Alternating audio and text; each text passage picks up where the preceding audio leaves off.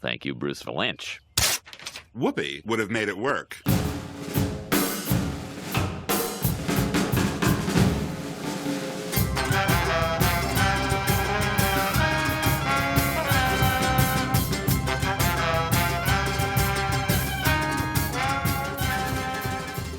Welcome to Amusing Jews, where we celebrate Jewish contributors and contributions to American popular culture. I'm Jonathan Friedmann. And I'm Joey Angelfield. Producer-engineer Mike Tomren is working somewhere behind the scenes. Amusing Jews is a project of Adat Chaverim, Congregation for Humanistic Judaism, the Jewish Museum of the American West, and Atheists United Studios. Hey, Joey, what do the Star Wars Holiday Special, the Lynde Halloween Special, the Brady Bunch Hour, the Ice Pirates, and the Oscars all have in common? The answer is today's guest. We're honored to chat with the one and only Bruce Vilanch, Hollywood's go-to comedy writer for award shows, sitcoms, and variety specials. His new book is It Seemed Like a Bad Idea at the Time, The Worst TV Shows in History and Other Things I Wrote. Bruce, welcome to Amusing Jews. Fire away. Your writing career began at the Chicago Tribune. How did you wind up in Hollywood? Well, Bette Midler, basically. Well, I was a child actor before that, but never a child star. And I was acting and writing, and I got a job at the Trib out of college. And she was just starting out. She was on Broadway in Fiddler on the Roof and getting married every night. And she had a manager who booked her into a club in Chicago, and I was reviewing everything at that club. So I went to review her. He had called me and said, if you like her, write about her. And she knocked me out. So I wrote about her, and she called and said, that was a very funny column. You're funny. You're a funny writer. And I said, well, you should talk more on stage. And she said, you got any lines? And that was the beginning. But she didn't bring me to Hollywood herself. What happened was she had a dresser whose brother had started a group called the Manhattan Transfer, Tim Hauser. And Fayette kept nudging us to go see the show. And so Bette went, and she was dazzled. And she got Ahmet Ertegun, who was running Atlantic Records, and who you will remember from the Ray Charles movie with Jamie Foxx, came down and signed her. And she showed them the transfer, and he signed the transfer. And they got a record, and they had a hit off the first record. And CBS picked them up as a summer variety replacement for Cher. And I was also writing for her. But so I came out to L.A. for the summer to do these 4 shows for the transfer, and just stayed. And Bette says, yeah, you were riding my wagon. You had your bags packed when I met you. So that's how I got out here. And variety television was still happening in those days. And so I wound up writing a lot of variety shows, which are chronicled in the book. It seemed like a bad idea at the time because many of them did seem like a bad idea. Did it seem like a bad idea at the time? These variety shows maybe don't age well. They seem kind of strange today. I enjoy them, but they do seem like a product of the time, and they must have been well received at the time since there were so many of them. Well, I wouldn't go that far. I mean, they were tolerated. Remember, it was a much smaller universe. There were three channels in most cities, and a public station. This was before Fox was born. You watch TV. You went home and you watched TV, and this was what was on, and some of it was wonderful. I mean, An Evening with Fred Astaire was a fabulous show. The Judy Garland show was an incredible show. These were concocted to promote other shows on the network or to catch some kind of lightning in a bottle that was happening at the time. And people got that because essentially, if you wanted to see the Beatles, you had to watch Ed Sullivan because that's the only place where you could see them until they made a movie, other than live, of course. So there was people watched these things, and they were good, they were bad. That when you were approached, a lot of the ones I've singled out in the book are you knew it was a bad idea at the time, but they would tell you the idea, and you go, "How much are you paying?" Oh, I think I could find a way to make this work, and that was you talked yourself into it because it's what was there. But as they've aged, a lot of them have fallen into the category of so bad they're good. They're fun. But they don't pretend to be good. It's fun to watch. You can hate watch them, actually, if you want to take it to that level. But it just kind of turned out that way. And as I say in the book, a lot of them were better than others. I mean, this was a world where, we did a show called Wayne Newton at SeaWorld, where Wayne sang with an orca. From Orlando, Florida, it's Wayne Newton at SeaWorld. So, this was on a slightly higher plane than that. And I called it seemed like a bad idea at the time, because whenever you have a flop and somebody corners you and says, "What the hell was that?" The default answer is, it seemed like a good idea at the time. Some of them were ideas that were kind of good, and they got trashed in execution, often because there was a studio executive or a sponsor, because on what we now call linear TV, which is sponsored, you always had to answer to the guy who was paying the bills, who was buying the time. That's why Netflix and Hulu and Amazon don't have to worry about any of that. And so anything goes on those platforms. And of course, that's all turned over now. Now it's no longer broadcasting, now it's narrowcasting. And so every program is calculated to appeal to a certain niche that will appeal to a certain sponsor who needs to sell car, whatever they're selling. I mean, I always say, if you know Riverdale, the show that was a spinoff of Archie, but it was a serious teen drama. I said, if you're selling tampons, you want to buy time on that show, because everybody watching the show is either just about to use a tampon or has only recently learned how to use a tampon, and you want to get them for life. If you can get them at that age, they will, until they have menopause, they will be your customer. So that's Riverdale. They're all watching that show. Them and gay men, because all the male leads take off their shirts by 10 after 8. I mean, it's written into the script. They must be shirtless by 10 after 8. So that's narrow casting. And that's basically how it's done these days. Netflix, oddly enough, is across the board, but what they'll do is they just throw a ton of things on the air, and they know that audience will find that show that they want. So they make it all accessible to you at any moment.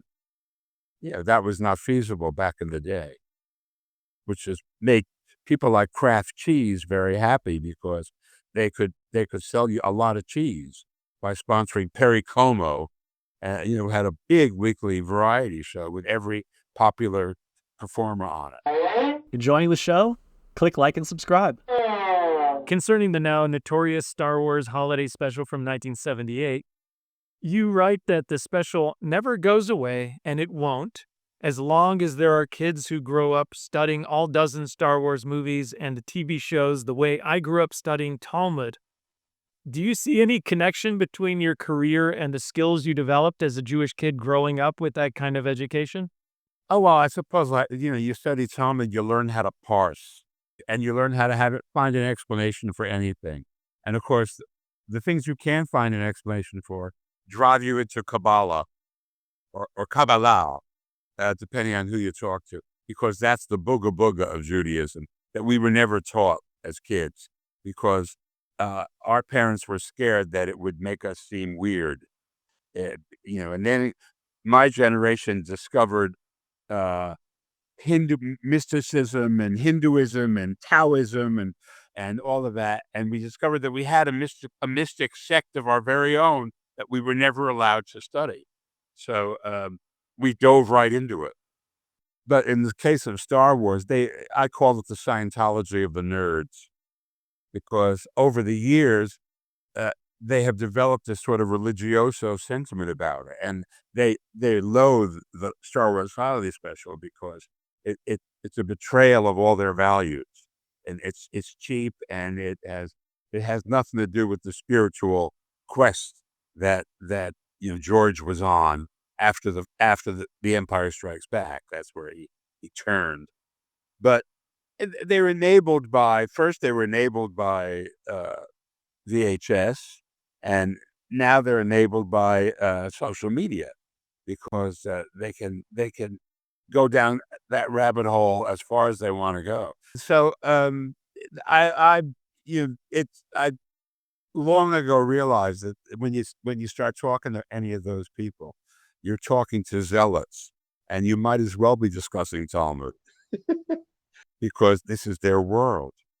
Yeah. I think as imperfect as the Star Wars holiday special might be, it was nice to see a domestic situation, just Wookiees living with their shag rugs, which to me was always like, are those rugs made out of other Wookiees? I was going to say the relatives, yeah. This is how they honored them. Yeah, use them as a carpet in the rec room. That's one of their strange Wookiee ways. As long as you spell it with 2 vowels and 2 consonants, it's kosher Wookiee.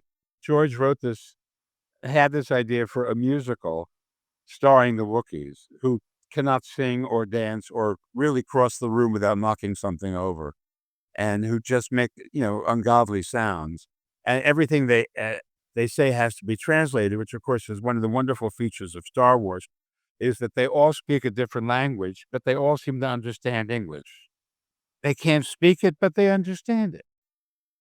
We, of course, cannot speak their languages. You can't go around and go, people will think you're having an orgasm on the subway.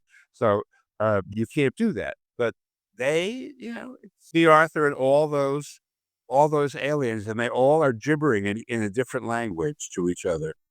But they all understand what she's saying when she speaks in English. It's a conundrum, I tell you. Maybe the different humanoid species throughout the Star Wars universe studied George Lucas the way that you studied Talmud, and therefore they know English.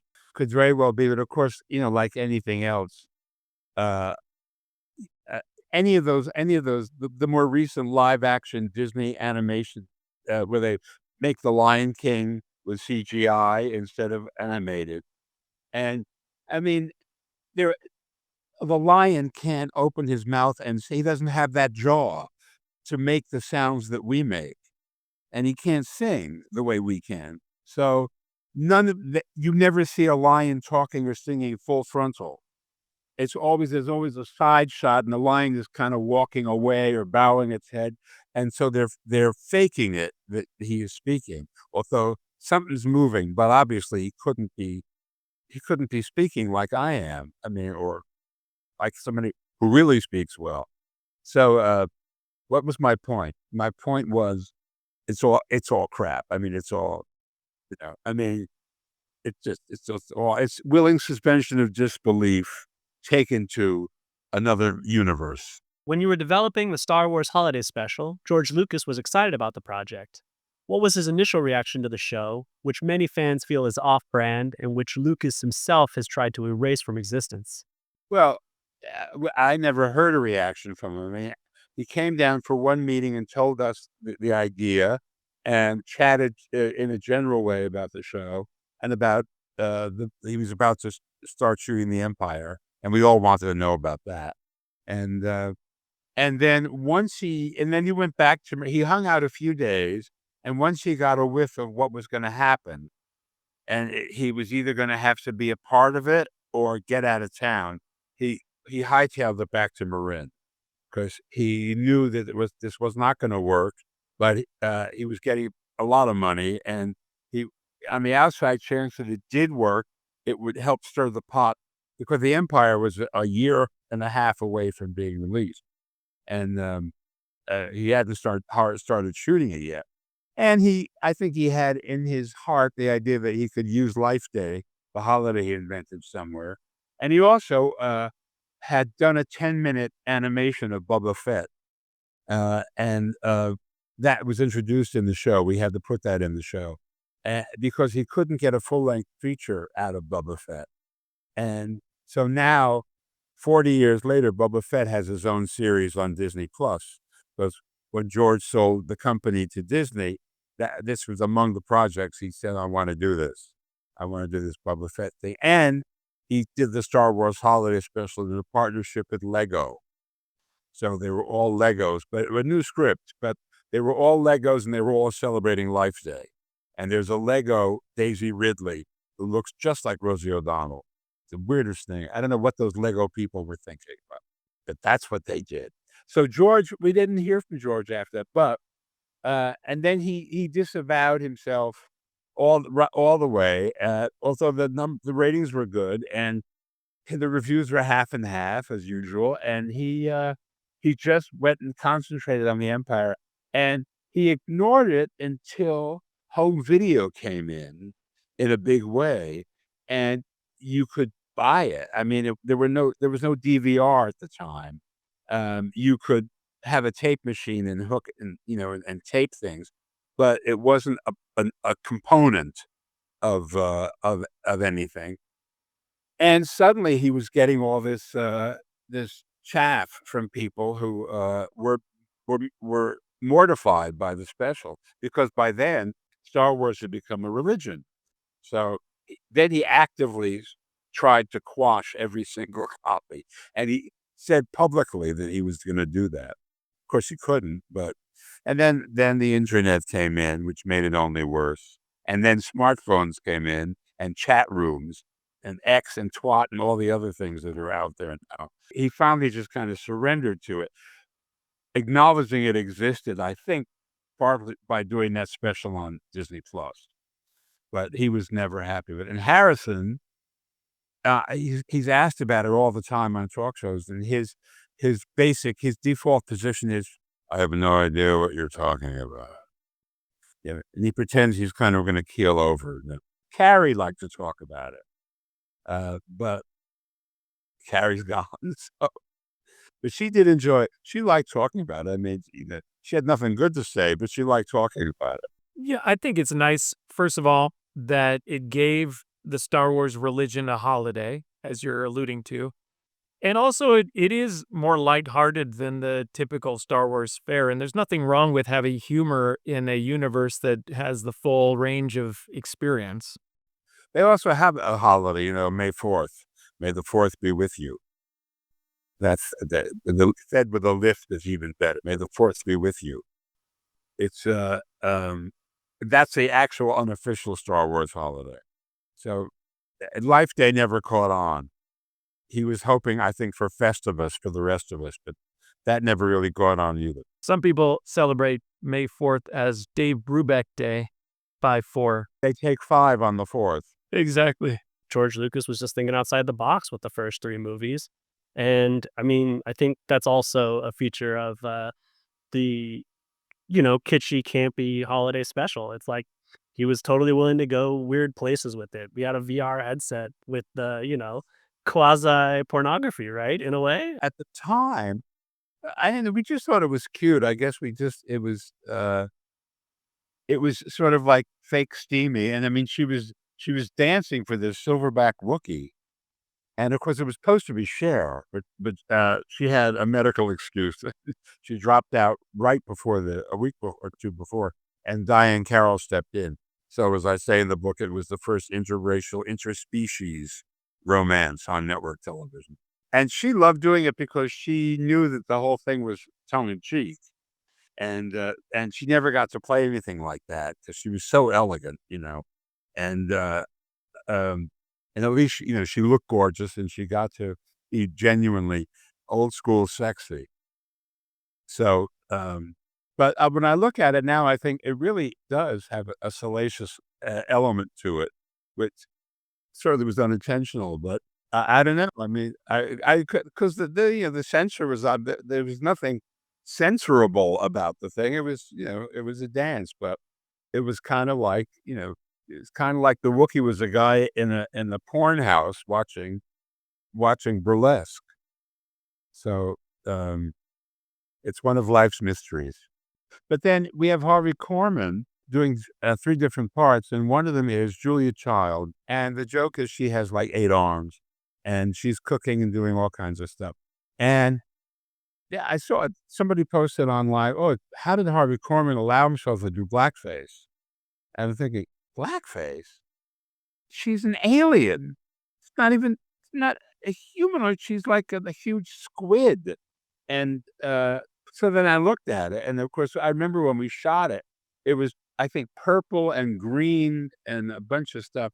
And I think when you look at the 14th generation of the tape that this guy looked at, it does look like blackface. So, oh my God, what do we do about it? Nothing we can do about it, but certainly we weren't doing blackface, and we wouldn't have done it. If we were, it wouldn't have been with an alien. I mean, an alien is alien enough. It's not. There's more to do there than to just some kind of cheesy minstrel joke. So, but people want to be outraged. You know, they have an agenda. They want to be outraged, and they will find outrage if they're not happy unless they're outraged by something. They've created microaggressions as a form of hostility that never existed before, but they have discovered it. What are you going to do?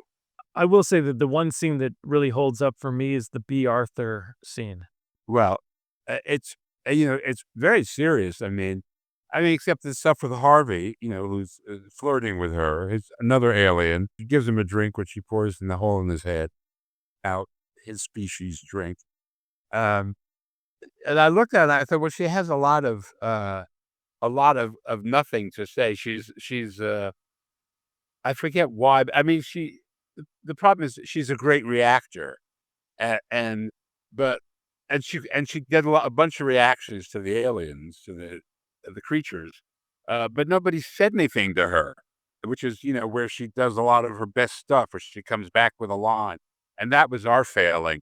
But she really only did it because she wanted to sing, because she was Maud. It's way before Golden Girls, and she'd been a Broadway baby, won a Tony and for Mame, and she was the original Yensa the Matchmaker in Fiddler on the Roof, and she wanted to sing, and so she saw what the scene was, and so she thought she'd sing a bar song, and she had introduced the song in the Threepenny Opera off Broadway, and she wanted to sing the Alabama song.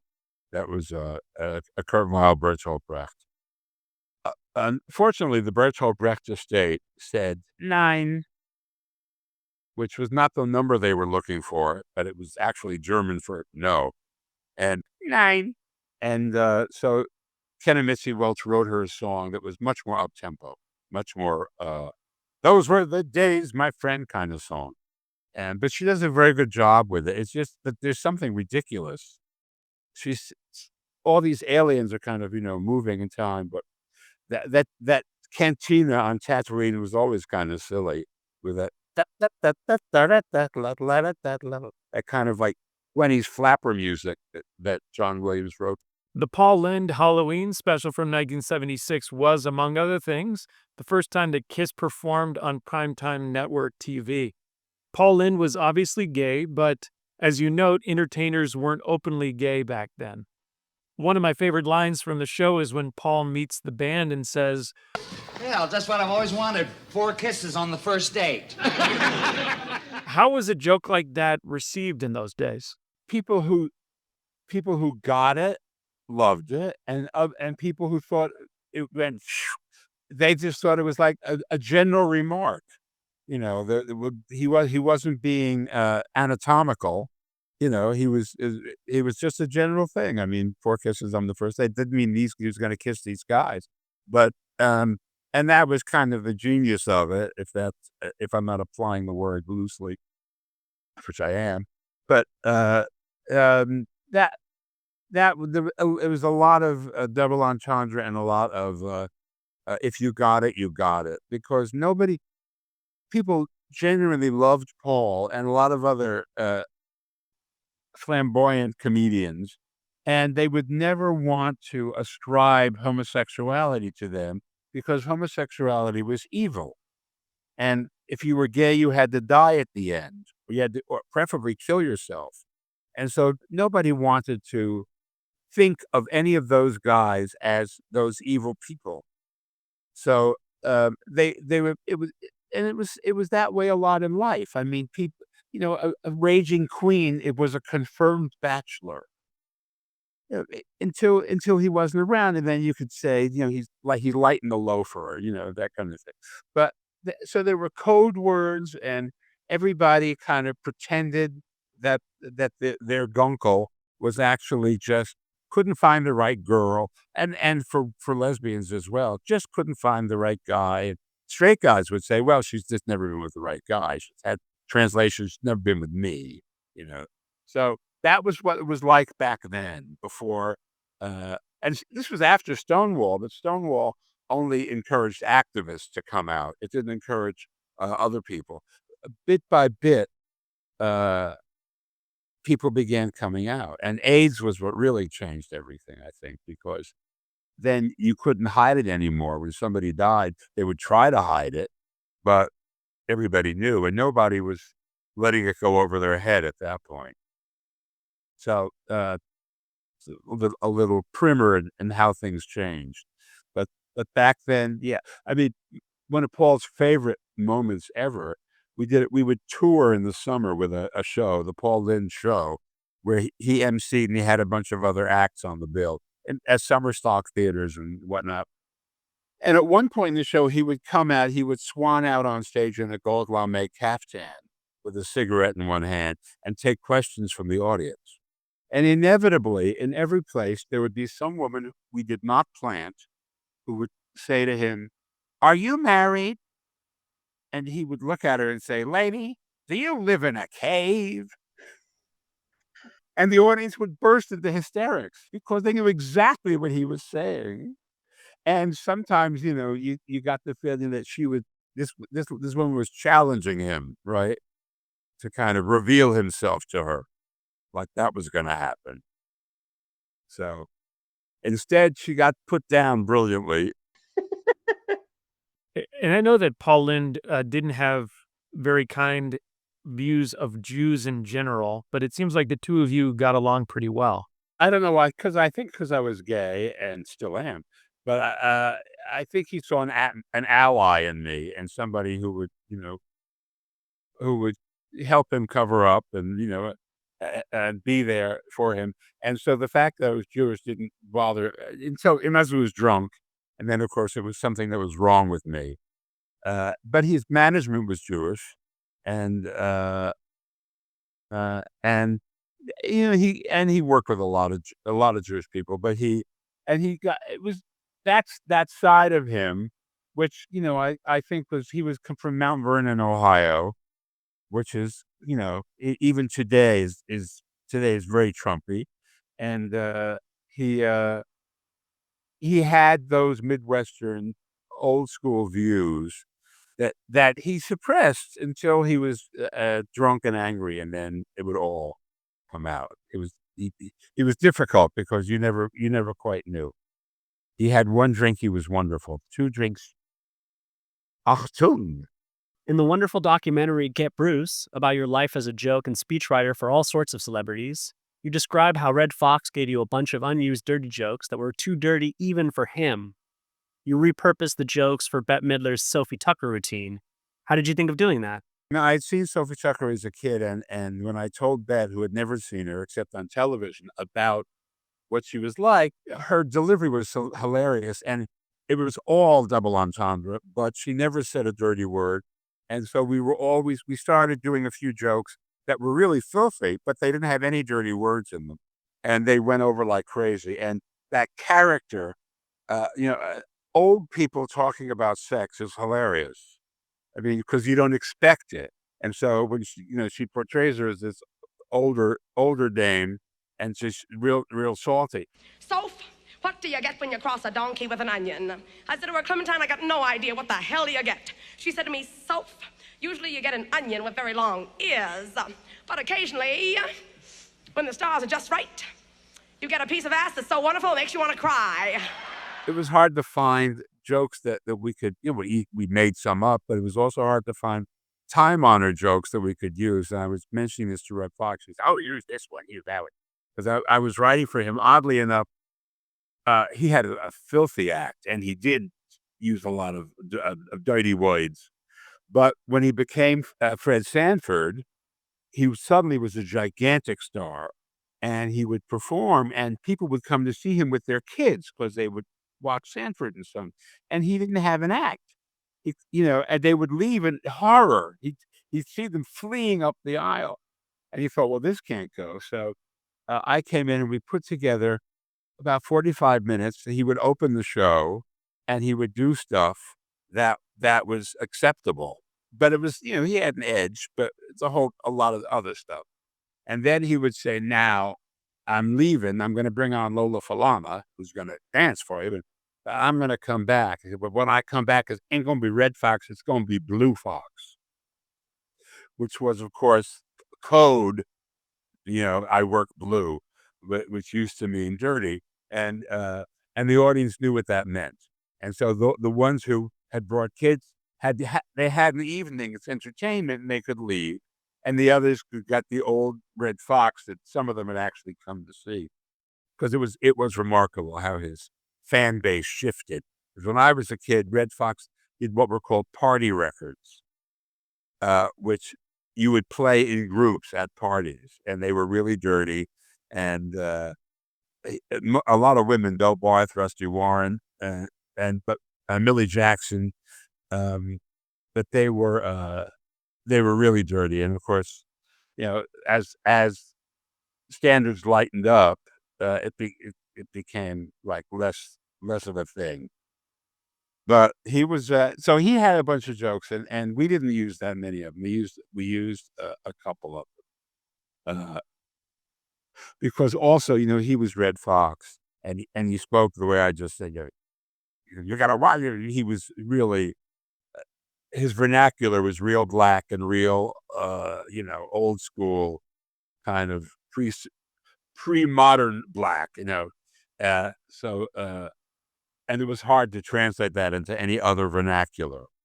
So that's why he was Red Fox. Yeah. Sophie Tucker did do blackface for a time. Oh, well, she did. Yeah. Well, when she started out, she was too ugly to be the leading lady in the show. They kept telling her because she wasn't heavy, but she, had a very round Jewish face. And so the only way she could get on the bill was to cork.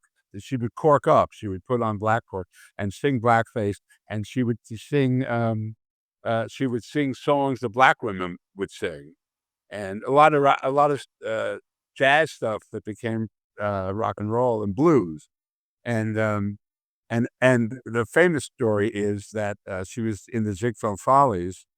The star of the show was a woman named Nora Bayes, who several biopics have been made about her. She was beautiful, and her big hit was "Shine on the Harvest Moon," and she was a soprano, which is what they were in those days. And Sophie Tucker, Ziegfeld, Nora Bayes said she got tired of Nora Bayes like saying you have to cut this number, you have to do this and that. So she said, I'm going to go for broke. And one day she came on stage without the blackface and sang and brought the house down. And Nora Bayes had her fired. And Ziegfeld came to her and said, I have to let you go, but you're starring in my next show. And that is exactly what happened. And she became a huge Broadway star. And then radio and introduced a lot of hits. But it was all because she was considered she wasn't pretty enough to go out and sing. That the girl singer had to be very pretty. Them's were the rules. One of the chapters in It Seemed Like a Bad Idea at the Time deals with the Ice Pirates, the comedic science fiction space adventure from 1984. In the movie, you play the nefarious Emperor Wendon, who has gambled away his body parts and all that's left of him is his head. What was it like working on that film? And more importantly, did you get to keep the prosthetic head of your likeness? No, there were two. And I lose my head in a scene in the movie, and it bounces down a staircase. And so that one, they said, you can have this one. And we had another one that was made in case the first one, we had to retake it and it got too injured. So, but we did it in the first take. So they said, well, you can have the battered one. The guy, Matthew Mungle, who became a big deal prosthetic makeup guy. This was among his first movies, 1983. And he was adorable. I was so hot for him. But, we didn't make out, we made up. What was that? So he said, you can have the battered one. So I took the battered one and I thought, I don't want to stare at this. Who can I give this to? Who wants, I said, anybody who wants this or somebody I don't want to know. So it I think it's landfill now. But it was fun to do it. I came on as a writer. I was rewriting her thing to put some more humor into it because it was conceived as an action movie, and they wanted it to be more lighthearted. And Paul Williams was playing the evil emperor, and he quit about 2 weeks before the show started, and they put me in the role. So of course I beefed my part up insanely, and he said, "No, he doesn't come in on page 3. Comes in on 44 the way he always did." But I had a great time doing it. Of course, I had no head, so except for that one scene where I lose my head, I was always in closets and in tables with the head popping through. So I was, kind of like imprisoned in every scene that I was in, until they found we had a scene where they found a body to put me on so I could walk around that. Conveniently, it was my own body, so made things much easier.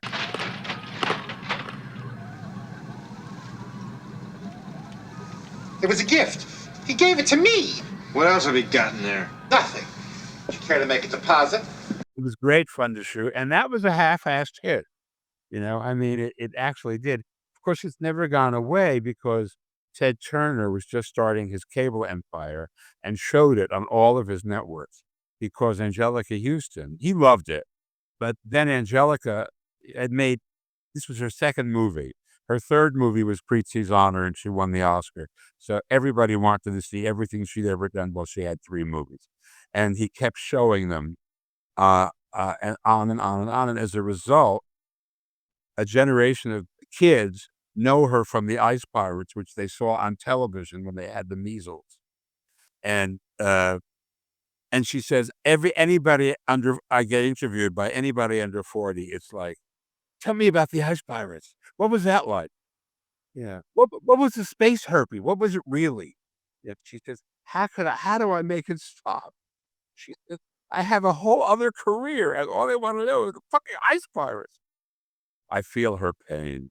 Well, sorry to ask you about the Ice Pirates, but I actually do really enjoy that film. I think it holds up. That whole genre of, movies made in the wake of Star Wars that were trying to capture that energy. I actually have come to appreciate those, let's call them ripoffs, even more than the Star Wars movies themselves. The one that was a hit in this particular genre was Spaceballs, which Mel shot on some of our sets that were left over at Metro. So, but that was a much more expensive, big production, and it was, of course, an out-and-out farce, where we had the illusion of an actual adventure movie, an actual action picture, and with just weird comic elements in it. But I know there were, well, it was certainly in the wake of the Star Wars phenomenon that the idea even came up, because that stuff was, and then Close Encounters, which was, of course, a whole other animal. But again, it was outer space, it's ships and stuff like that, and it just kept going, and E.T. and all of that stuff. So the place was wild for intergalactic adventure. Of course, not everything you've written is bad. You've even won Emmys for your work on the Oscars. Your long tenure writing for the Academy Awards includes the one hosted by Steve Martin and Alec Baldwin in 2010, when Martin told the infamous joke, In Inglourious Bastards, Christoph Waltz played a Nazi obsessed with finding Jews. Well, Christoph? No, that was Steve.